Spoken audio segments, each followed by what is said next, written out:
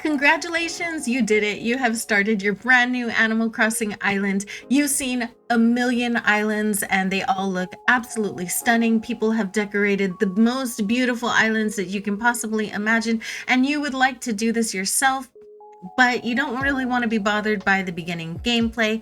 I'm going to show you how to get through this as quickly as possible. We're going to call it 3 stars in 3 days. This is assuming that you play like a couple hours a day, but you could technically get all of this done in one single day if you wanted to do that.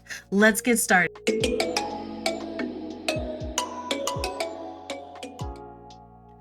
Hi, if you're new here, welcome in. I'm April Honey. I make Animal Crossing content here on YouTube mostly. I also play Dinkum. I will be playing Fae Farm, but if you're interested in some very cozy content, I do builds, speed builds, design inspiration ideas, tutorials, and custom code tutorials, as well as custom codes. And if you're interested in seeing me play other games, I do that, as well as play more Animal Crossing over on Twitch, which gets a little bit more chaotic. I also stream here on YouTube on Thursdays and Sundays with a member stream on Tuesday on our spicy member island.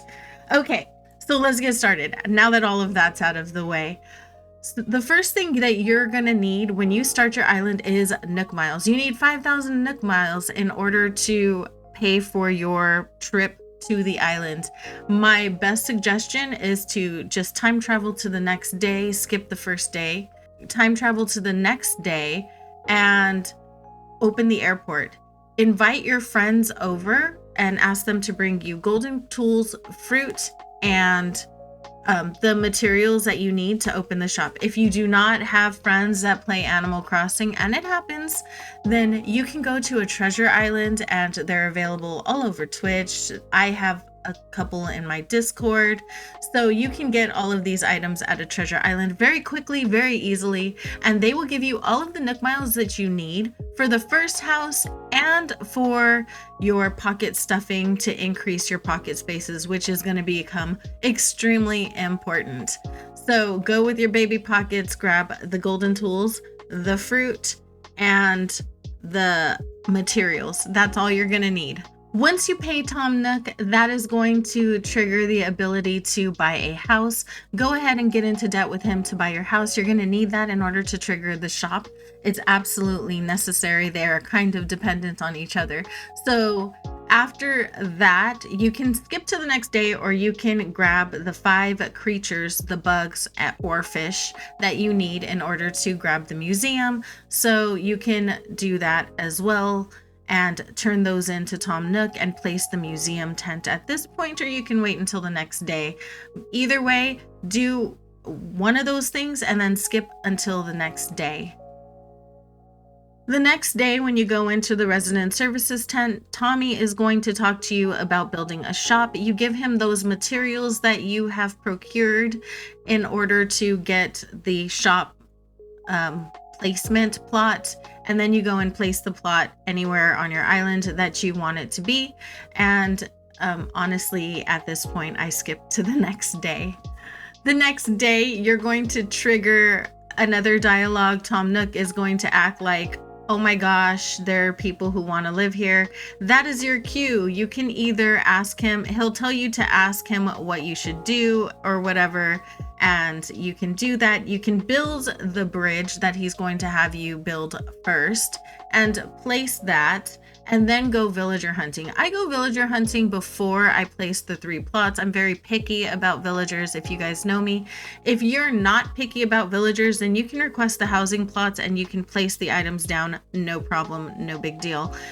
Once you place the items down, then you have to make the items in order to trigger the villagers coming to live on your island. So fill up those 3 housing plot request items, or go villager hunting and then place the plots and fill up the item request, Once you have finished filling the villager plots, go talk to Tom Nook. He'll tell you that you can check and see who's moving into the plots. If you went villager hunting, you already know who's going to be in those plots.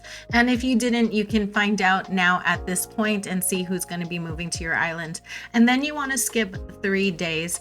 You're going to time travel on your Switch. Basically, go to your Switch settings. I didn't explain this earlier, and I'm so sorry. You go to your Switch settings, you go to date and time, you skip forward 1 day.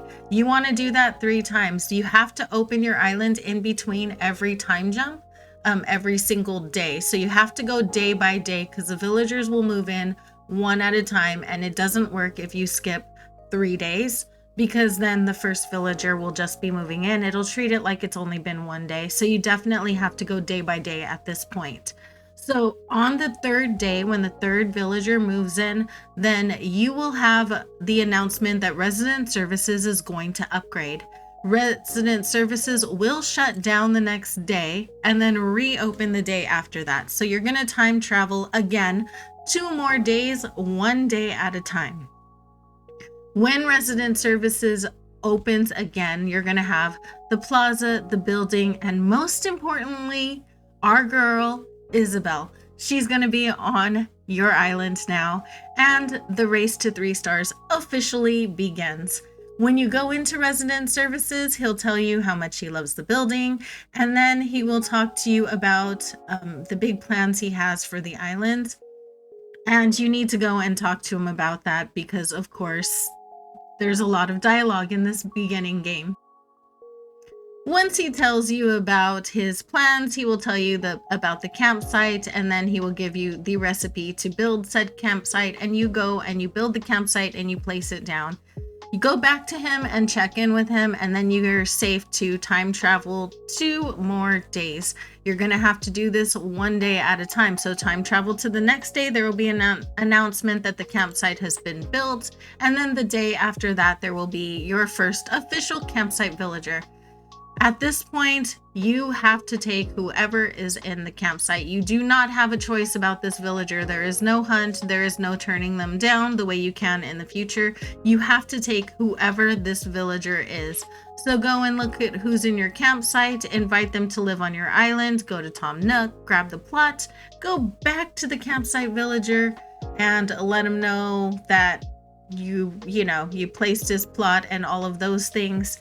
And the campsite villager will be set to move in. Go back to talk to Tom Nook afterwards, and it will trigger a new dialogue where he'll talk to you about his big plans and how, it wasn't very efficient waiting for people to come to the campsite and all of these things. Go talk to Isabel, and Isabel will tell you that Tom Nook has something more to say to you, and then you go back to Tom Nook, he'll tell you that you can sell some land, and then you'll be able to place down housing plots. And this is going to be very important. You need at the minimum 7, but usually 8 villagers in order to get to 3 stars. So you must use the sell some land option and place down some plots. When you place down those plots, you can go villager hunting or you can allow them to autofill. It's entirely up to you, but you have to do it. And that is going to be under the infrastructure and then sell some land. Those are going to be options when you talk to him. In the midst of all of this time traveling, make sure that you are cleaning up the main part of your island. I chop all of the trees down in the front part of my island because they're not really that important. You have plenty of trees on the rest of your island.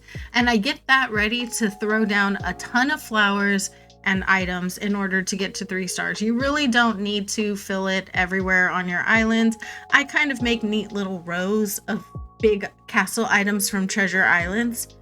And that's kind of how I work it. Everybody has a different system, but for me, I use a lot of really, really large items. I've never had a problem getting 3 stars in maybe just 2 or 3 pocketfuls of items from treasure islands.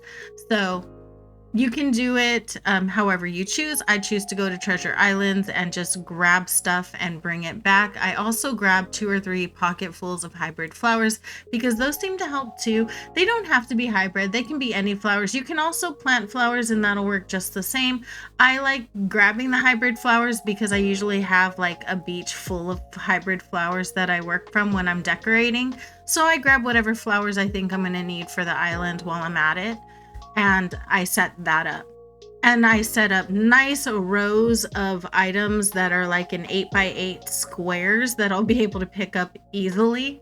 But that'll be enough to satisfy the algorithm from Isabel, plus the 8 villagers that you have gotten now for your island. And once you have enough items, which I would say 2 to 3 pocketfuls is the perfect amount of items, that are 2x2 or 3x3 large. And then you go and you talk to Isabel and she will tell you that you are at 3 stars. And it is an amazing, momentous event. You'll be able to have KK Slider on your island, and then you'll get the all-important terraforming, and the island is your oyster. You can do whatever you want. Enjoy your island however you'd like. If you're interested in making your own custom designs, I have a bunch of tutorials that can possibly help you if you're interested. There's a custom design playlist on my channel, and yeah, that would be it. You're all set, all ready to go.